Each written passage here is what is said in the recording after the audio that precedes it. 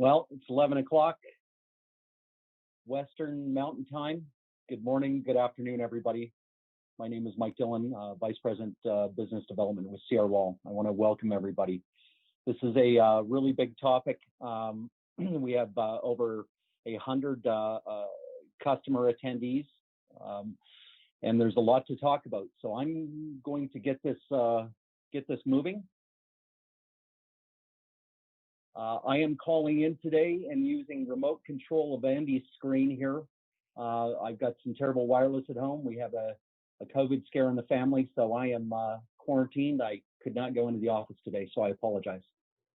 So without further ado, let me introduce. Again, my name is Mike Dillon. I've been in the business about 28 years and with CR Wall for over 5. Started in product development, electronic volume correctors, and wireless telemetry solutions. I joined Mercury Instruments in 2004 and was responsible for the development of the MI wireless business. And in fact, my first experience with wireless pressure monitoring systems was about 18 years ago. I remember it distinctly, Oklahoma Natural Gas using CDPD technology. I've had the pleasure since then to drive wireless pressure monitoring systems adoptions across North America. I'm based in Calgary. I'm a dad to 5 and a grandpa to 2.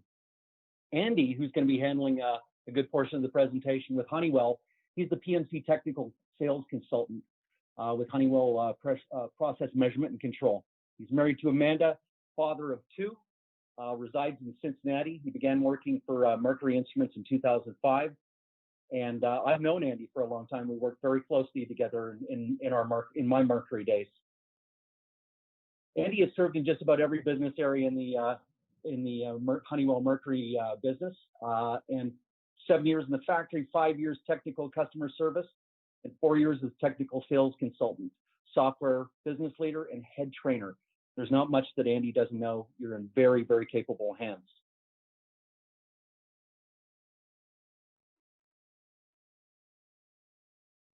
Our agenda for today, Andy's going to take over here momentarily. He's going to go over an overview and highlights of the Honeywell ecosystem, wireless pressure monitoring system, hardware and software. We're going to bounce back to me at that point. We're going to talk about applications, introduction and highlights, some system references and history, lessons learned, lots of scar tissue to share, Honeywell wireless pressure monitoring system roadmap, and some Q&A. Andy and I will be taking questions in real time. We have a presentation admin who's going to be reading those to us real time. So feel free, type them in, use the Q&A feature in Zoom to answer your questions. So with that, I'm going to turn this back to Andy. Andy?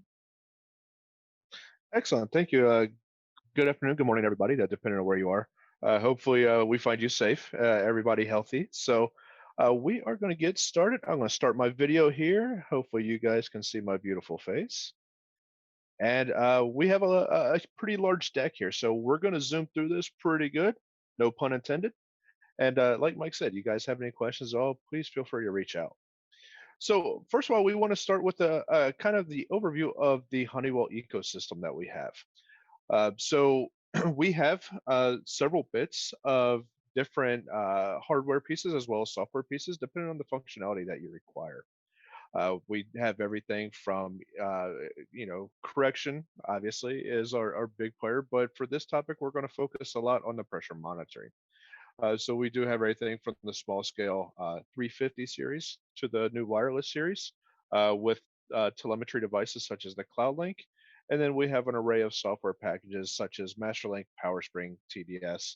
And our newest feature that we have is our RTU, the Control Edge MI.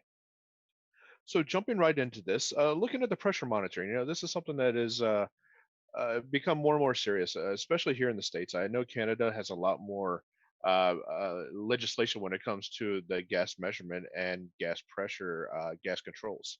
So we're slowly catching up here stateside with the Canada regulations, but this is something that we've been focused on for quite a few years now, especially with some of the incidents that have happened. With the offerings that we do have, they do go increasingly complex. So depending on what your requirements are, we can be as simple or as complex as your requirements need. So the first thing that we have is a standalone ERX350 series. This is taking over from the legacy ERXs. These are battery powered, typically single or dual pressures, and these are battery powered. So this is something where you're not going to be using them like in a SCADA format. Typically, these are like the end of the line scenarios where you don't need a lot of calls into your data MDM systems. Next thing that we have is adding a modem to those. So whereas the ERX350, typically you're going to do manual reads on those, the 350 with the Cloudlink modem is going to allow us to be able to call into whatever our gas pressure monitoring system is. Followed up with the MI wireless, the main difference that we have between the 350 and the wireless is the additional power supply options that we have. And we're going to get into that more as we go through this presentation. And then our next chunk that we have now is the Control Edge MI. So this is something that's been around the Honeywell world for quite some time. It's been a huge player in the RTU game, and now we have a few options that we've adopted here at Mercury Instruments to really tie in with everything that we offer today. So taking a look at the ERX350 here. So this is just basically an evolution of the ERX. So when we look at what was required in the standard ERXs, we brought a lot of that over and really improved on a few things. So with these, we can have up to 3 physical pressures that are coming into the unit itself. One temperature is available, and we are able to do class 1 or class 1 div 1 and class 1 div 2 based upon your installation and your telemetry devices that you do have, as well as your power. I'm sorry. You can see on the right that we do have 2 different form factors. We have the small form factor, which is a standalone or with a Cloudlink modem inside, or an MI wireless enclosure that could have a telemetry device as the Cloudlink or a third party as well. We do have some enhanced Audit Trail that is coming with the 350 series. If you have used the correctors, you know well about these. If not, we're going to go into that as well. And then we'll talk about the different power options. We do have the standard alkaline, which is the most popular, but we also have introduced the lithium, which I think is going to be a key player in Canada just simply due to the cold weather, as well as some solar and AC power options as well. So what is an electronic recorder? I mean, the biggest thing about this is it provides statistical records. So, this is something that we want to look at. It's kind of like the old chart recorder. You keep the pen on the paper and it's going to simply monitor. It's not going to do any type of math or anything like that. So the things that we want to look at is the pressure. We want to look at the live pressure, the mins, max, and as well as the averages, and as well as temperatures if you're pulling in temperature through your recorder as well. And we also have 2 different timing intervals that we talk about with the sampling, which is how often are we going to read what is on the pipeline. And then we also have the audit trail is going to tell us how often we're going to save this to memory. And this is a little example of what one of those would look like. This is actually through our TDS system, which we'll talk about here as well. But you see here, we're able to track precisely what that gas pressure is at any given time throughout the day. So there's different installation methods that we have. The most popular ones are upstream and downstream from a regulator. That's one that we're going to see the bulk of these recorders out in the field. Some folks also like to do it across the meter, so you can see what's coming in and what's coming out. Town border stations is also a big one, as well as any custody transfer places. The statistical inputs we talked about, we're able to bring those into the device. We're able to store them as well. And when we send those out, we can do that over Mercury protocol or Modbus. So a big feature of the new 350 series is that the Modbus is actually integrated onto the instrument itself. So there's no need for, $1,000 or $2,000 adder fee to include that protocol translation board. Everything is actually on the board itself now. And that's a standard feature. Andy, quick question. There's a question online here. It says, are you able to use other modems with the ERX350? I can answer that. In the MI wireless platform, very soon here, I believe early Q2 this year, there will be support for the Sierra Wireless RV50 and other modems upon request. So yes, the answer is yes. Absolutely. All righty. Looking at the ERX350, so we often look at the main board. So you look at the Mini-Max and Mini-AT, the ERXs. We all know what those boards are like the back of our hand, and that's one of the things that we have to come to realize with the new ERX350, this is the I/O board. We have to come to know this like the back of our hand as well. So just want to point out some of the major components that we have here. First, you'll see here, these are the two pressure inputs that we have on the I/O board itself, followed by the temperature input right below it. Then we have two future expansion ports, which will come into play. Obviously, in the future, we don't have those boards available right now, but it's something that we're looking at to basically grow with the product line. The power inputs, there's actually two different power inputs, which means there's two different circuitries, which means that there's two different items that we have within our item file now.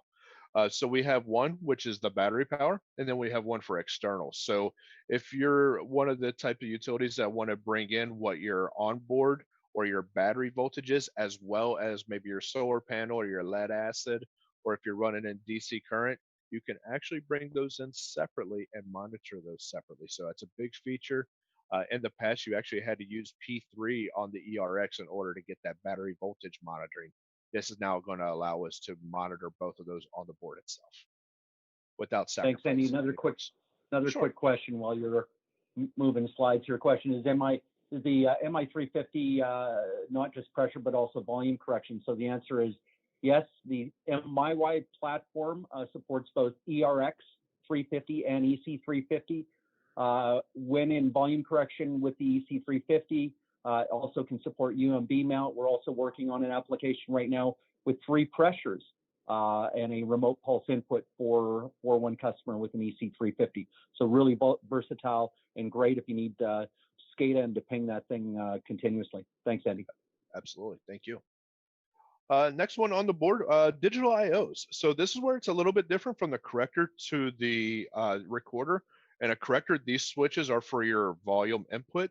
When we turn this into recorder mode, these actually become digital IOs. So now if you have that slam shut valve that's going to send out the pulse, or if you have a relief valve and everything else, we're able to capture those within the instrument itself right here. So you don't need any type of additional hardware, or you don't have to fly blind with the relief valve and wait on the citizens to call in whenever they smell gas. You can actually see all that right here on the instrumentation.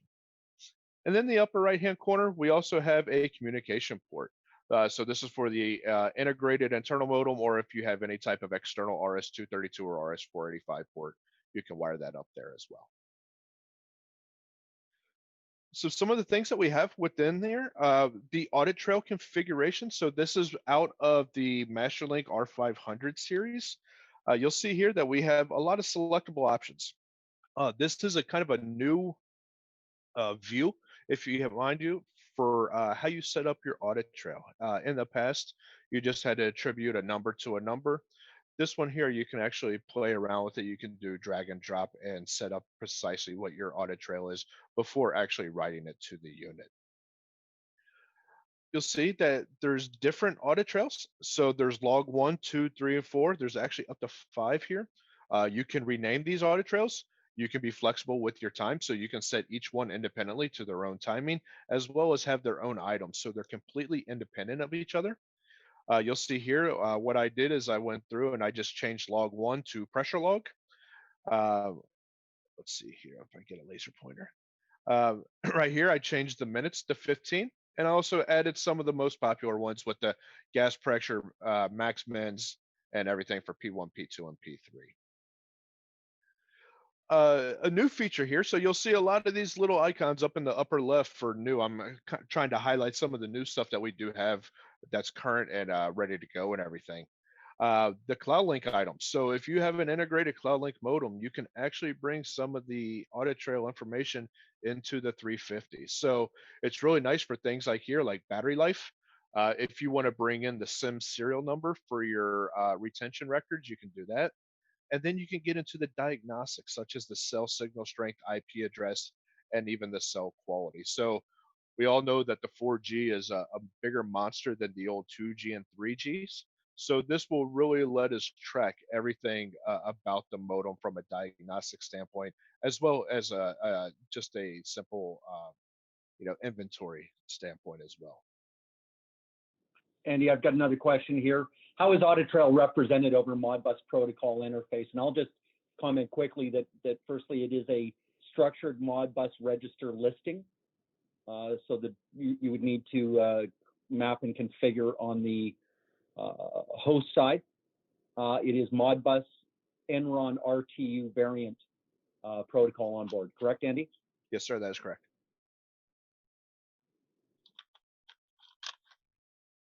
All right. So taking a look at the Cloudlink, just real quick glance over it. You'll see that we do have Bluetooth Low Energy. This is a feature some people love, some people hate.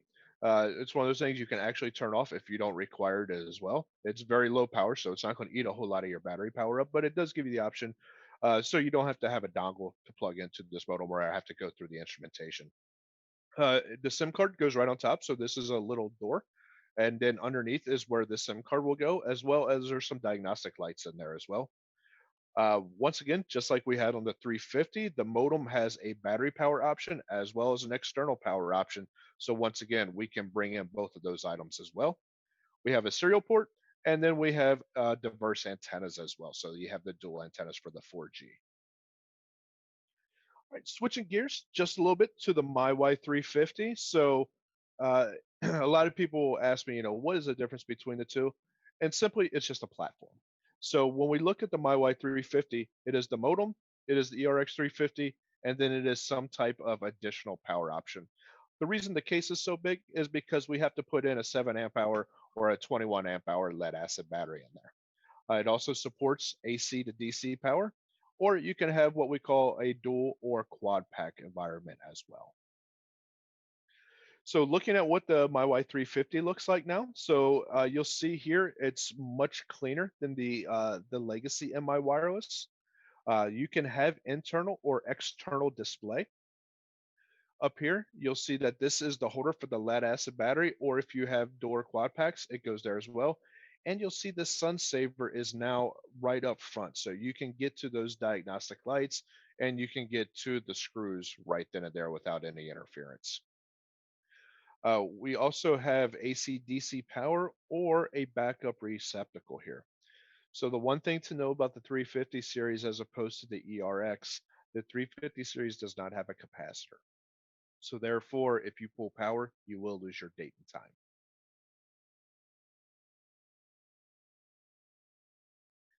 So it's one of the things that we have encouraged. There is an alkaline receptacle there that will power just the main board itself. So it's a very good feature and it allows you to retain that date and time. All of your other data will remain, just your date and time will be lost. We also have here terminal blocks. So this is for any type of solar panel coming in, any of the barrier stuff that you need. If you're sending out any type of power, you're going to do that all from here. This is where that's going to mount. Yeah, so those are safety barriers there, Andy, correct? Correct, sir. Yes, sir. You'll see here, we have 3 physical transducers that we can put into this box.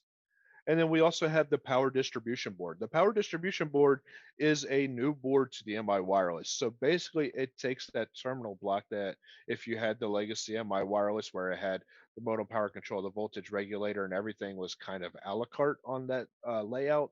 This actually includes everything. So it is one single board to take care of that power distribution. Whether it be solar power, whatever it be, this is going to be your controller at that point. Andy, we've got another question. Do you have a Honeywell application to troubleshoot the 4G modem, i.e. band connection, RSSI, call log, etc.? So again, I can probably answer that. And the answer is there's not a standalone application. However, that data is useful for both CR Wall, Honeywell, and your carrier to troubleshoot. We can certainly guide you quickly to know how to interpret that data. Correct, Andy? Yes, sir, that is correct. And then also we have some, online tools that you can use, like, for instance, you can see what cell tower that you are connected to. Things like that. Right. It's kind of encrypted, but we can show you how to translate that as well.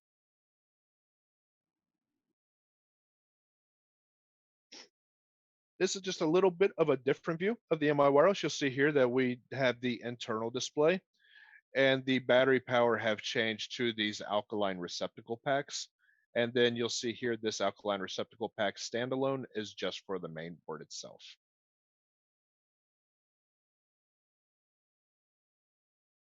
The bottom here, this is going to look very similar to the legacy. We have pulse input and pulse output. We have outgoing power. We have an RS-232 connector if that is in your build that you require. Pressure 1 starts on the right, goes to pressure 3 and on the left. Incoming, earth, as well as temperature probe is all here on the bottom. And the good thing is these are no longer labels. This is actually embossed onto the the case itself. So when you receive one of these cases, you'll see what each one of these ports are without the use of a label. So this is what the inside looks like here. So this is one that is fully wired. You see the 3 pressure transducers. Here is the solar power that is coming in from the unit. And then you'll see the individual things plugged into the IO board here with the Cloudlink right on top of it. We do have the capability to add that 3rd pressure that we talked about, and it does require a daughter board. So this daughter board is going to look like this. This board is going to attach to where the power distribution board is, and this cable is going to connect to P1 and P2, and it is going to give kind of that daughter board effect that we have here. So now we're expanding the 2 pressures into 3 here. And again, this is something that is field upgradable. So if you have ordered or you're planning on order, single pressure unit, and then you find out that you need to add a couple more, you can actually do this in the field, no problem. With the AC to DC power supply, so this is something new that we just obtained our NEMA 4 certification on. This is bringing in 120, and it's able to change us over to 12 to 15 volts. We also have 240 if you have that. But it is going to bring in that conversion to knock it down to 12 to 15 volts, and then you'll be able to have that AC constant power there, as well as a backup battery in case you do lose that constant power. And just a reminder to everybody, with one of the whole value propositions around the MI wireless platform is that all of the configurations you're looking at and that Andy's talking about are HAZLOC approved, either Class 1 Div 2 or Div 1, depending on the configuration. Absolutely. Yep. So a lot of folks ask me, like I said, why do I need an ERX350? Why do I need a wireless? Where do I make my determination? So I put together just a little bit of an option table here. So on the left, you'll see the ERX350. We got the 2 pressures, 1 temperature, a Cloudlink integrated, no third-party modem. We do have just the battery power. And then this is ideal for a single call per day for your MDM systems. It is a small compact case. So there's times where you just cannot put a big case out onto the field, especially if you have it like on a house or something like that. And then we have the MI wireless. So this one here, we have 3 physical pressures as well as a virtual P4, which we'll talk about a little bit. And then jumping down here, you can see that we can support the third-party modems as well as the additional power. So you can put your solar AC, which will allow us to have 24/7 access to that unit. So there's a couple things that we have as well that we can help you with your decision making. We have a battery calculator for the 350. So this is if you want to see, based upon the options that you have selected, how often that you're pulling, how many pressures you have, you can see exactly how long that the batteries are going to last you. If it is something that is not ideal and you need to go to the MyY350, there are other things that we have there to help you out as well, including the solar calculator. This is a solar calculator that is brand new. So this is something that Pierre had put together. Very new and very integrated. This is very nice. I know Mike has been playing around with this one for a few days. I got to tell you guys, this is one of the most full-featured, comprehensive solar calculators I've ever seen in my career. So hats off. Way to go, Pierre. Absolutely. And this will go everywhere from telling you what your optimized angle needs to be for your solar panel. We're looking at that information based upon lat and longs. And then it'll help you out with your panel size, your battery type, and what modem you're powering. And you'll see some things down here. You'll see how many deep cycles that you're expected to have. So very, very intuitive. Very nice solar calculator. Yeah, and the ability to Andy, the ability to see the the derating of the exposure of the sun, the insolation, if you will, the sun exposure. If you get shade for part of the day, if you get snow load, those things that can all be calculated, and they're a must. I can tell you, if you cover part of a panel with shade for a part of the day, you'll lose considerable voltage. So Absolutely. Important to have. It's a good thing Canada is very tropical, so you don't have to worry about the snow at all. Yeah, we don't have so. All right, one of the new things that we have now that we're actually in beta testing, this beta testing is going fantastic, is a virtual P4. So this is going to be a virtual differential pressure. It's simply taking the difference between two pressure transducers that you have into the field and logging them into your audit trail. So you'll see a lot of the use cases people are using these for filters, as well as some DP regulators. If you want to see what your drop is, you're able to monitor that within the unit. And then we do have items within the instrument that's going to tell you what that virtual P4 is. So it's going to log just like P1, P2, P3. But you'll see here, instead of just turning it on and off, we're going to tell it what type of calculation to do. In this case, we're going to take P2 minus P1, and that's going to give you what your virtual pressure is going to be from a differential standpoint. And the ability to set then alarm values on that P4, correct, Andy? Precisely, exactly. All right, so we talked about the hardware, and we talked about the ERX350 as well as the MyY350. And if I could interrupt just for a second before we move on to software, we've got one last hardware question here.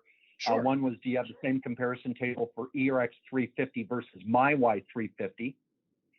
And so the answer is yes, and we can share that. So Peter, if you want to just send an email to any one of your CR Wall contacts and we'll help you out. 2, is there a comparison doc for the old ERX versus the ERX350 and MyY350? So Andy, is there such a thing? I haven't seen a legacy versus new comparison table. Nothing official, but I can put something together. That's no big deal. Okay. So again, Peter, if you could reach out, just send your contact info and we'll hook you up with that. Absolutely. And if there's any specifics that you have, I can absolutely cover those as well. Thanks, Andy. Sure. All right. So we talked about the hardware. Now the hardware needs something to do. So a lot of times, especially from a gas pressure standpoint, we're going to need to dump this data somewhere. And one of the things that we have is Powerspring. So Powerspring is a meter data management tool that is used for not only on the correctors for billing and everything else, but more and more cases now we're starting to have gas pressure monitoring, especially in cases where it's not critical to put on SCADA. So what this is, it is basically a database. It's a database with a nice little GUI, and it's scalable from 25 units all the way up to 500,000. The main difference between this and SCADA, the question that I have for you is, with these devices, do you need control? If you need control, then absolutely you're going to have to go through the SCADA route and everything else, and it's very, very expensive. However, if you do not need control and you're simply just having a monitoring that overlaps what your gas control is doing, this is much cheaper than SCADA. So it's something that is focused on bringing in the Mercury devices and being able to put them in a very clean format, as well as being able to lap that database through an ODBC connection and even using APIs to output that information into your own systems that you do have. So that downstream processing is 100% customizable, and it's something that we map out with you beforehand, and we make sure that everything is good to go on there.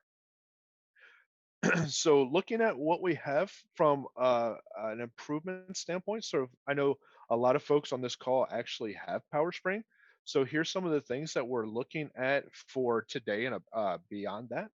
So right now we have released the initial release of R300. We're still testing it on a couple deployments right now just to make sure that everything is going smoothly. So we're going very slow on this on a deployment standpoint. We fixed a lot of JIRAs. JIRAs were undesirable observations, basically, or bugs that have happened in the old legacy. We support the 350s with the multi-log. So we talked about that we have 5 audit trails that you can put into the 350 series. Now we can bring all 5 of those into Powerspring. The drivers are new for the 350 and the Cloudlink. We've taken the processes and made them into a new subcategory.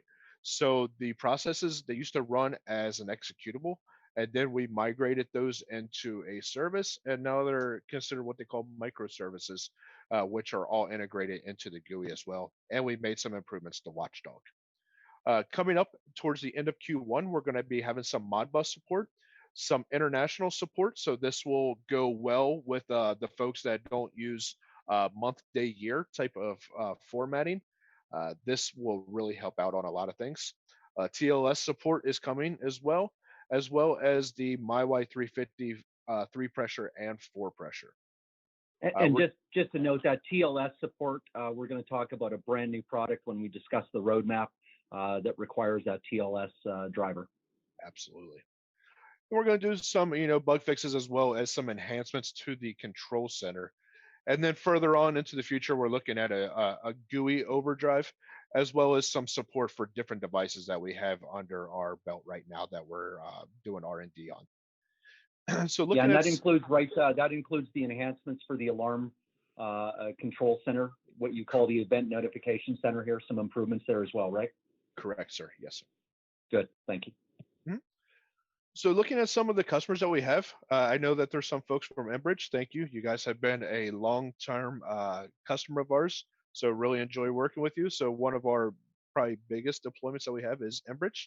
Also Fortis folks, I know you're on here as well. Your system is also huge.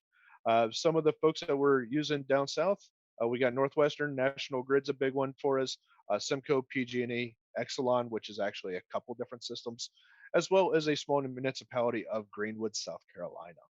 So we have roughly 60 systems that are deployed worldwide, and we're actually making traction and going into South Africa, as well as we have a few installations in Australia. So we're making a lot of headway international, and our next big hurdle is Europe. So looking at some of the new features that we have, the units for the 350 series, now you can integrate the Cloudlink modem. So you'll see here on this remote unit configuration, I can see which Cloudlink device is hooked up to this unit.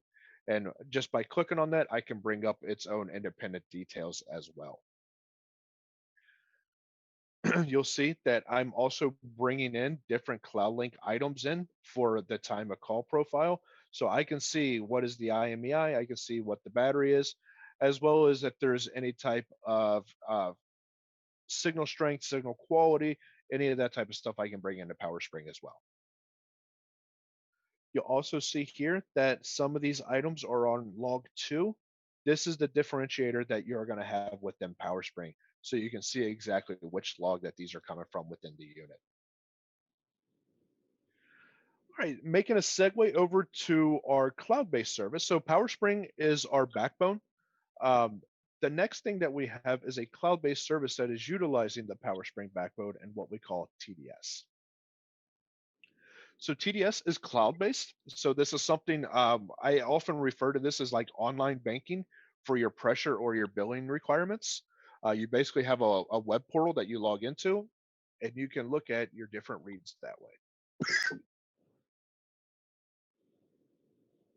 Pardon me, guys. Sorry about that. So with this, you can also have alarms coming in near real time. The reason that we put near real time is you're not on a SCADA format, so you don't have the automatic connection to that modem.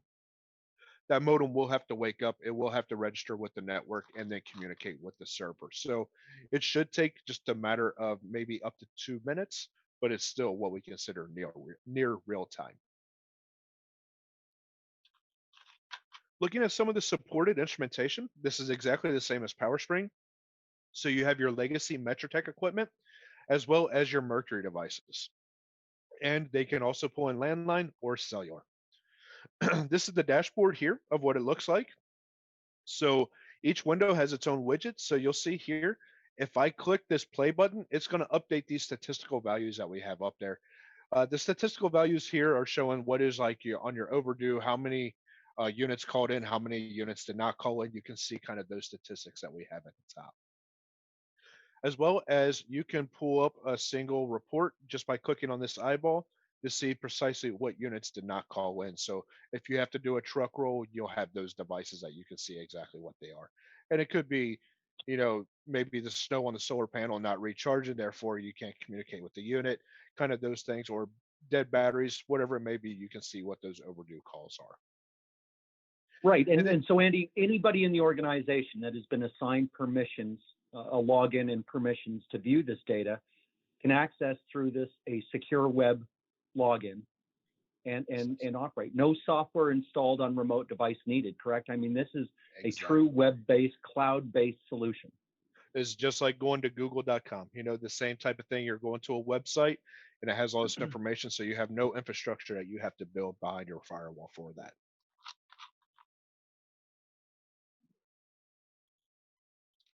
You'll see here also within TDS. So TDS, the main reason we have it is for reporting. This is a wonderful reporting tool. You'll see here that we have some fixed format tabular reports and fixed format chart reports, but we also have the capability of doing some designs. So if you have some very specific reports that you need to set up, you can do that within the design viewer as well and make them completely customizable for your application. Right. So if you had a customer, for example, one of your transportation customers that wanted to see consumption data, you have the ability to generate a report for them and auto-generate it and automatically transmit it to them at a timed interval. Is that correct? That is correct. Yes, sir. And also, I mean, imagine I work for CR Wall Gas Company, and I'm the president. I bought it from Sam last week, so I'm the president now, and I can see every single device that I have in the field. But now Mike is one of my technicians. I can assign Mike the instruments that he can see only in his territory. And then I have Sabrina. Now I can take all of Sabrina's stuff and only give that to her. So it's very customizable from an umbrella format, how you give different access to folks. So there's quite a few scenarios right now where we have customers that have roughly 1,000 units on TDS. And then we actually break it down into individual sections, so those technicians that are working in that city only see what they're supposed to see. So they won't see. So Andy, everything. can any one of our customers buy Powerspring and then buy and license TDS and host and operate it themselves instead of the cloud-based solution? We actually have a couple of your customers that are doing that today, and it's a fantastic option. So, typically with, and I know I have a slide in here about this as well, but, with Powerspring, if you give someone access to that, I mean, that's like an administrator view, and that's directly tying into the database. So there's a lot of risk that you have with the more and more people that you give access to. However, if you give those folks TDS access instead, that's in a read-only format. So there's no modifications that can possibly be done. And it's a very clean format for them as well. So they're not going to see a lot of the, I call it the junk that is sent, because when these instruments call in, they dump a lot of stuff. It'll be precisely only the things that they need and precisely what they're looking for. And the only thing that would be required from an IT standpoint is a web server. So web servers are typically put into like the DMZ, or you can put it on with your database server, and you can just have that web server that is going to be directed to where you could get outside access to that. Here's one of the graphs that we have. So this is just a simple line graph. And for the folks that love pressure recorders, you can see a nice little circle graph as well. So if you're in a situation where you're replacing your mechanical charts out in the field and you still want to have the ability to read it the same way, this is a perfect solution for you as well. So Andy, just a quick time check. We're coming up on 11:40 here momentarily. Yes, sir. I'll need probably 2 more minutes if that's okay. Absolutely. So once again, the TDS is going to give you read-only access. So this is a huge thing, and it also eliminates a lot of the infrastructure requirements, such as staffing, such as servers, stuff like that. You won't need to build an entire team in order to include TDS. This is something that's very simple, very safe, and very easily deployed. Looking at the event notification center, so this is something that we set up different alarms. So we can go in and configure a list. Based upon the list and the instrument type, we can classify what type of notifications that you want to be. Maybe you don't want to get an alarm at gas control for simply a battery, but you definitely do for a low pressure alarm. You can configure that in here to basically rule out your nuisance alarms. You can also set up SMTP as well as SMS messaging on this. And you can customize this however you want to be with time of call data. So you know precisely what the alarm was and now what is the pressure at this time. So if you had, somebody shut off the gas, that maybe they put a filter in and they turn it back on, Now you'll be able to see exactly what happened out there. You'll see, okay, the pressure came back. Now we're good to go as well. And you can get a notification on that. Andy, just a quick question here. Are we able to get a copy of the slideshow after the presentation? The answer is yes. Brandon, just again, send us your contact. I think we will be providing an email follow-up with the link anyway. So the answer is yes. Absolutely. All right, and real fast, just want to introduce the Control Edge RTU. So this is something that we have. It's been around in Honeywell's portfolio for a very long time. This is something that is not a new product by any means, but it is new to the Mercury instruments. So this is something that we've been tasked with, that we're able to now have this under our portfolio. The temperature range is -40 to 167. It's got IEC 6131, or I'm sorry, 61131-3 programming environment, and it is ISA level 2. Class 1 Div 2 format, and this works for gas or liquid custody transfers at the different APIs. Not Measurement Canada approved though, so depending on demand in Canada, we'll address. Right. And then here's a little standby side by side to see exactly what each one represents. So we have 4 different ones that we can have, going from a very basic RTU all the way to a very extended or even a redundant build. So a lot of different options that we have there. I'm sure there's RTUs that you've used in the past. If you're interested in this, just please let us know, and we'll get you some more information on this as soon as possible. And with that, I will turn this back over to Mike. Thank you guys very much. I really appreciate it. Thanks, Andy. As Andy knows, I've got a little bit of a lag on my side, so bear with me. You'll see it probably a lot faster than I will.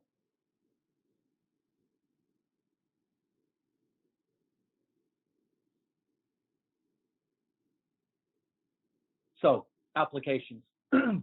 Where do these devices go? So again, look, lots of experience with these guys. We have learned a lot. We've made a lot of mistakes, and because of that, we can certainly support any of your applications and even engineering requirements.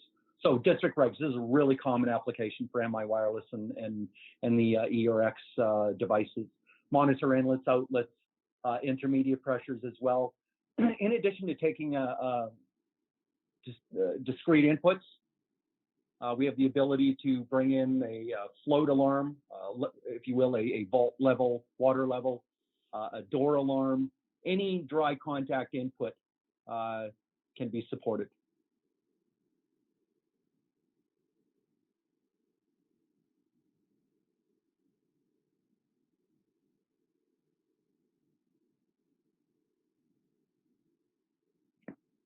Other applications, end of line, low pressure point, pretty common. Monitor system pressures, looking for early warnings for low pressure events.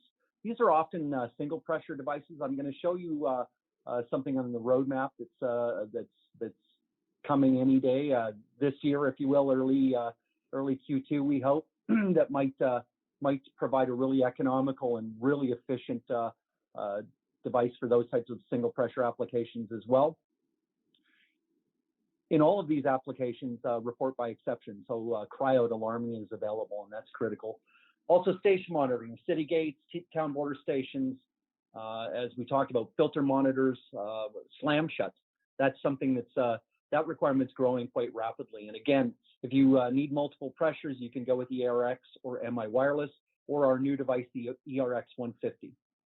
And like I said, other monitoring applications, portable, seasonal studies, pressure regulator validation for your custody transfer, Measurement Canada approved device regulators, system troubleshooting, pegging locates as well. Pressures across filters, like I said, and just some installation examples. On the far left, you'll see that image there. That is our legacy MI wireless device in the white enclosure. And the next one is the brand new enclosure. It is gray. So the black one to the right was one of the originals.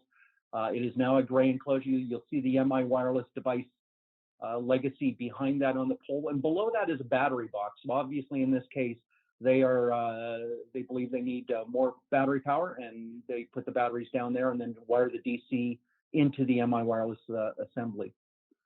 To the far right, we've got the ERX. That is obviously a below-grade volt application, 2 pressure. That is just ERX, likely with lithium batteries and the Cloudlink on board.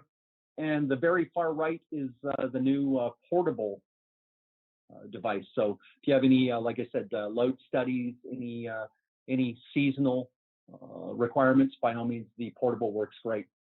So degrees of enterprise integration, SCADA or standalone pressure monitoring system. So TDS, look guys, we just talked about it. This is a really simple way to cut your teeth. You can put out a handful of devices. We can load them up on TDS. You guys can get comfortable with the hardware if you're not. Once comfortable, you can define your requirements further, whether you want to stay in a TDS environment or move to a Powerspring or bring it into your SCADA system or other data collection system. Powerspring, as we noted, you buy it, you operate it. Some of our users have considerable integration already with their Powerspring systems, tied directly into multiple enterprise solutions. They've basically taken a lot of what's in TDS and added a lot of advanced feature set as well. The one thing I will tell you, we'll talk about it in lessons learned as well, but guys, get your IT groups involved early on these projects. Here's a screenshot of one of our customers' tightly integrated solutions. They call this Pressure Viewer. It just gives you a graphical view of your ERX sites. They have a tabular format and reports and also graphing. This is pretty slick. So they've taken basically Powerspring, access the data, and then integrate it with their existing systems and GIS.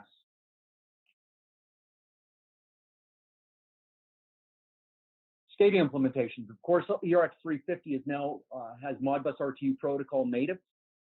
I will tell you, depending on the polling interval, will typically require a remote or renewable power.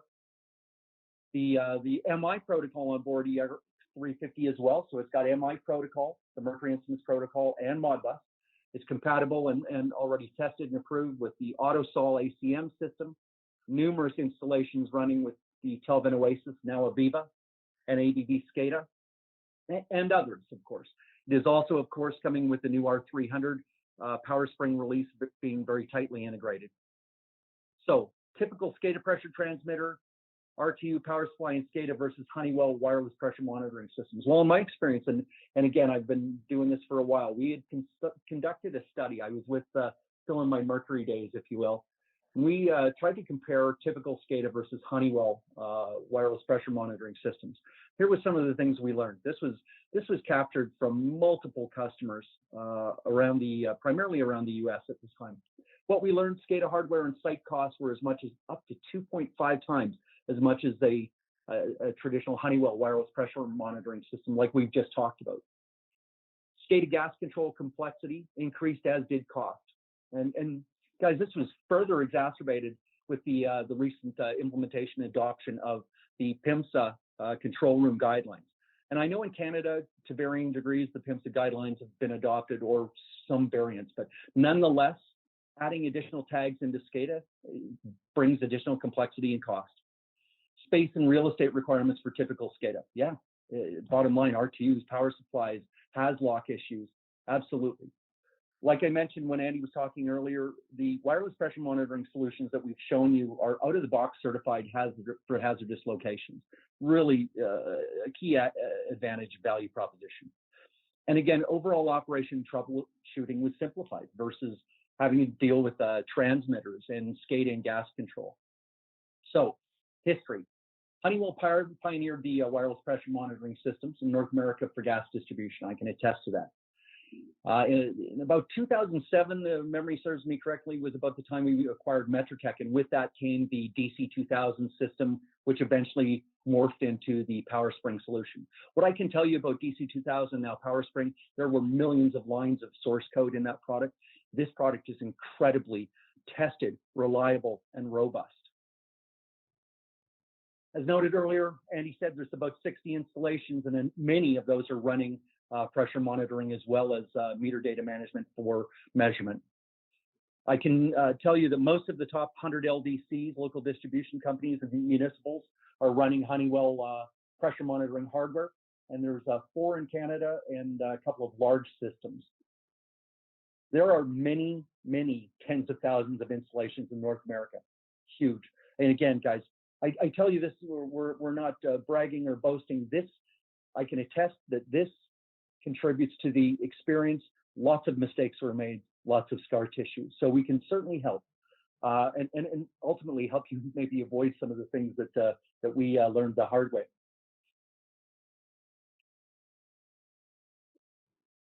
And so Jeff or John, I can't see the questions anymore. So if something pops up, by all means, let me know. So key takeaways. Firstly, this is so important. You know, you might come to this requirement and say, look, I need to monitor pressure, and that's your simple requirement. I need to get that in. We need to look for overpressure instances or under pressure incidents, and that's really our key requirement. What we have learned when we implement these systems and over time is that there are multiple customers for data in your organizations. Station operations, network analysis, planning, integrity, gas control. This can also help you with your budget and justification when you look at the implementation of the hardware and software. Other learnings, start small. Test, improve, document. Like I said, TDS, handful of devices. Get it down, learn it. Then we can scale.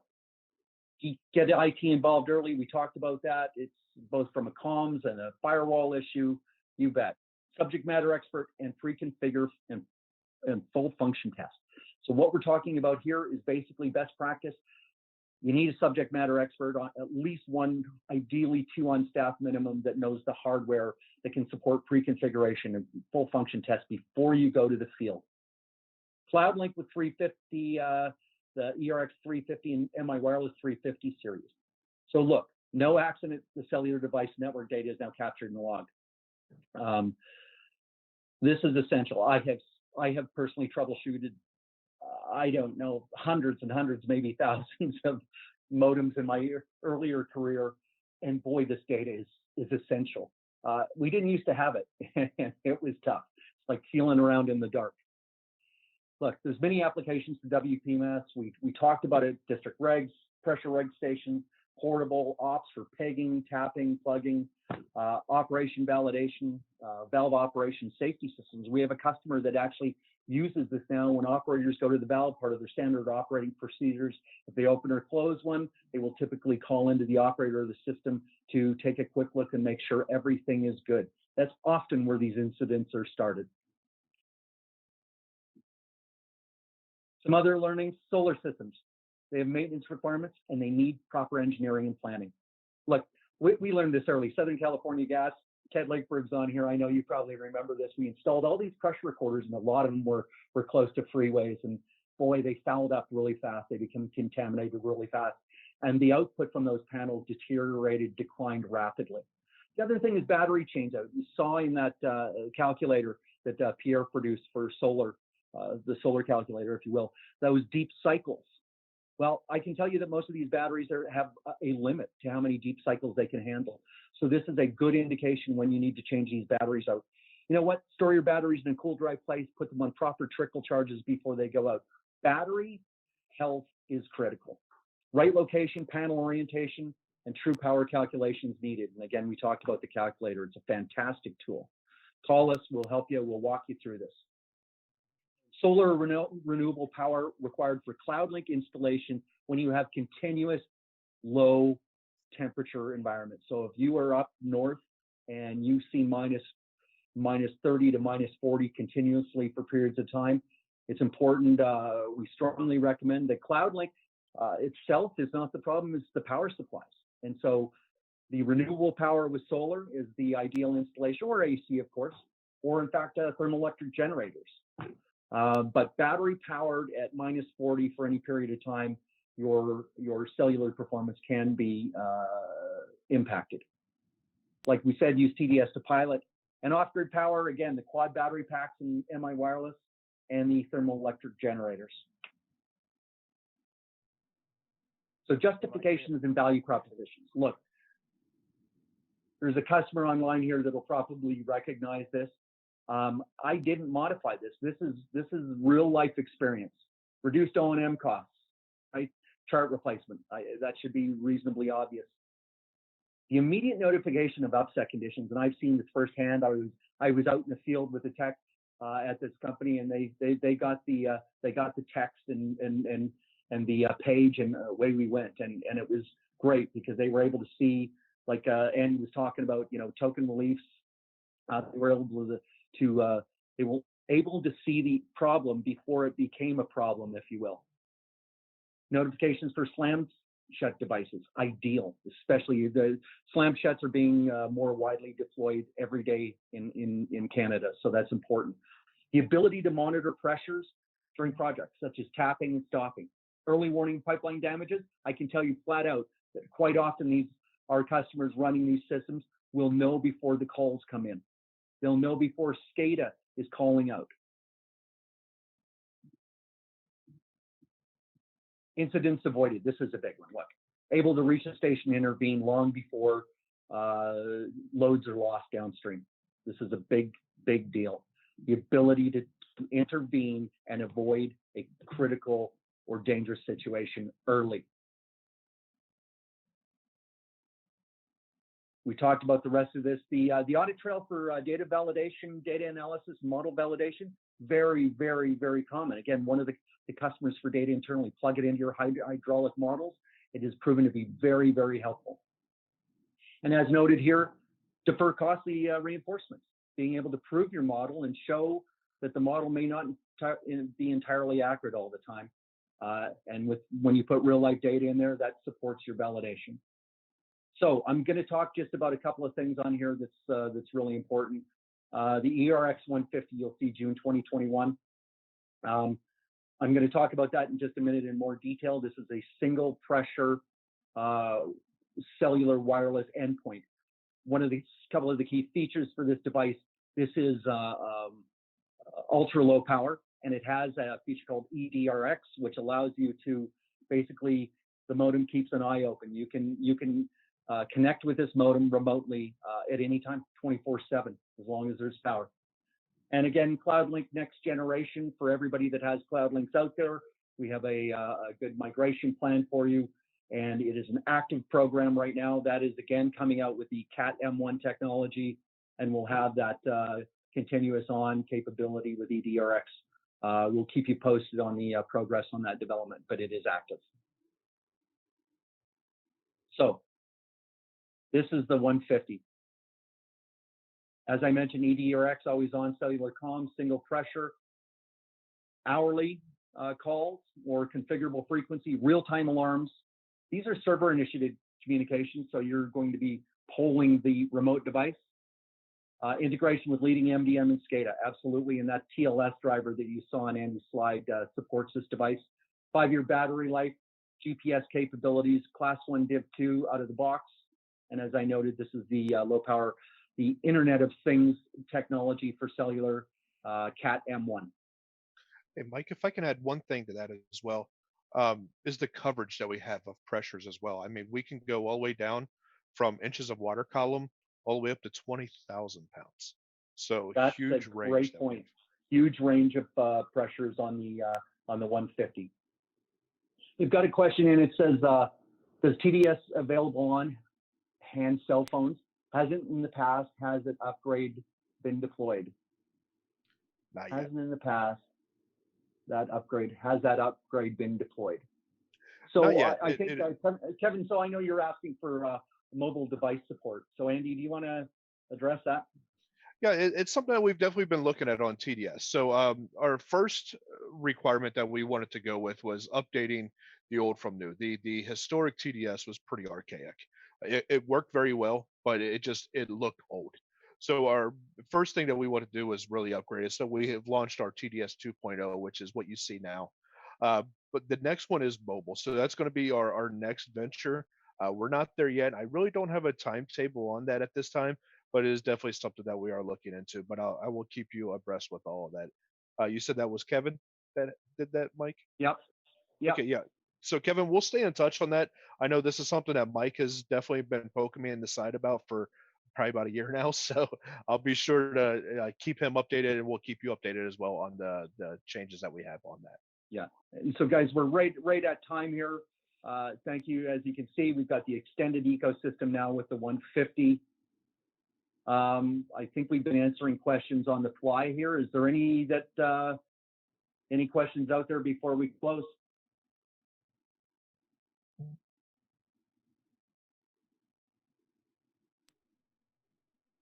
Okay. Mike, can you hear me? Can you hear me? Yeah. Yes. Question: for smaller utilities, they don't have the in-house expertise to set this stuff up? The question is, does Honeywell or CRWall offer the service to help smaller utilities?